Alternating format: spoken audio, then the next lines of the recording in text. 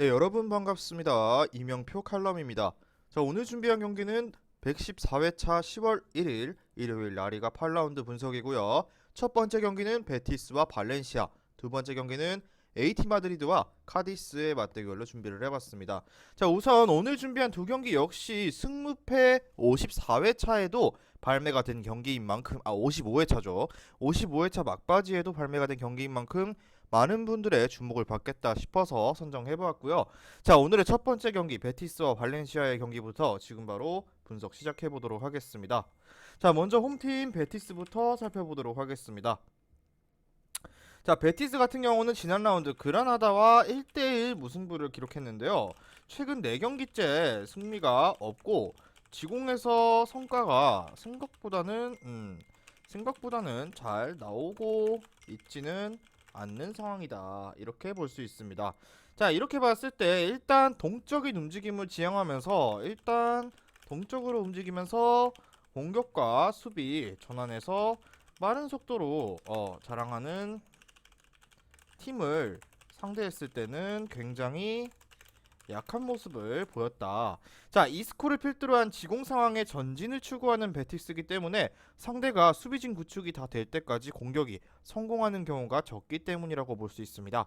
자, 그나마 최전방 공격수가 수비를 끌어내리고 윙어들이 침투하는 양상을 만드는 경우에는 조금씩 득점의 물꼬가 터지고 있긴 한데 최전방에 있는 이글레시아스가 나온다면 이글레시아스의 느린 발 때문에 이러한 작업이 원활하게는 펼쳐지지 않을 가능성이 높다라고 정리를 했습니다.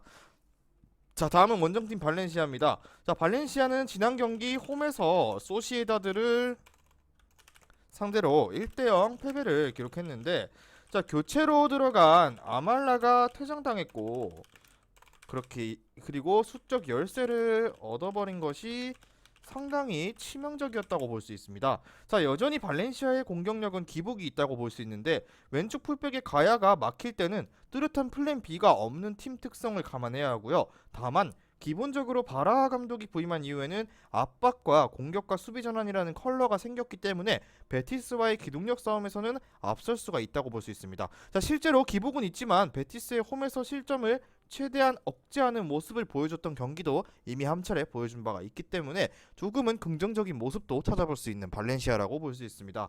자, 그렇다면 이번 경기는 발렌시아가 승리를 따내기는 어렵다. 하지만 승부를 저득점 양상으로 끌고 가는 것 정도는 충분히 가능할 전망이다. 자, 바라 부임 이후에는 빠른 공격 수비 전환과 압박이라는 키워드가 똑똑하게 생긴 상황이고 베티스 같은 경우는 공격에 성공하기 전까지 수비 라인을 구축해서 템백 양상을 상대하게 하는 것은 어느 정도 염두에 둬야 합니다. 자, 그 결과 가장 합리적인 메리트는 역시나 저득점 쪽의 경기라고 생각했습니다. 자, 중요 포인트를 꼽자면 베티스는 여전히 동적인 움직임을 상대로 하는 지향하는 팀을 상대로 어려움을 겪고 있고 발렌시아는 바라 감독 부임 이후 빠른 전환과 압박이라는 또렷한 팀 컬러가 생긴 자리 잡은 상태입니다. 그렇게 봤을 때, 자, 승부패를 굳이 꼽자면은 무승부 쪽은 당연히 가져가는 선택지가 되고요. 당연히 역배당 부여받은 발렌시아 쪽 플러스 핸디승 그리고 2.5 언더를 주역 쪽으로 생각해보고 첫 번째 경기 베티스와 발렌시아의 맞대결은 여기까지 하고 다음 경기 AT 마드리드와 카디스의 분석으로 넘어가 보도록 하겠습니다. 금일 준비한 프로토 승부식 114회차 37.60배당 조합입니다. 조합이 궁금하신 분들께서는 영상을 끝까지 시청하시고 영상 아래에 고정된 댓글에 링크를 클릭하셔서 수익방 입장하시면 매일마다 승부식 주력 조합, 고배당 조합까지 한 조합씩 무료로 여러분들께 공유해드리고 있으니까요. 오셔서 무료 조합 한 번씩 받아보셨으면 좋겠습니다. 자, 다음 경기는 AT 마드리드와 카디스의 맞대결로 준비를 해봤습니다. 자, 먼저 홈팀 AT 마드리드부터 살펴보도록 할게요. 자, AT 마드리드 같은 경우는 직전 경기 원정에서 오사수나를 2대0으로 잡아낸 AT 마드리드입니다. 자, 일단 기본적으로 승점 3점을 원정에서 따온 점은 충분히 긍정적이라 볼 수 있다. 하지만 상대의 거친 플레이 때문에 모라타가 퇴장을 당해 최전방 라인이 전멸당한 것은 굉장히 아쉬움을 남길 수밖에 없는 지난 경기였는데요. 자, 현재 팀 내 득점 1위인 모라타고 그리즈만의 파트너로 누구를 써야 될지도 지금은 고민해봐야 할 상황인데, 자, 일단 미드필더인 요렌테를 톱으로 올리고 미드필더진에 비체를 올려 쓰는 방식을 생각해 볼 수는 있는데, 자, 일단 상대 카디스를 상대로는 그동안 득점력을 잘 투사했다는 점은 충분히 긍정적일 수 있습니다.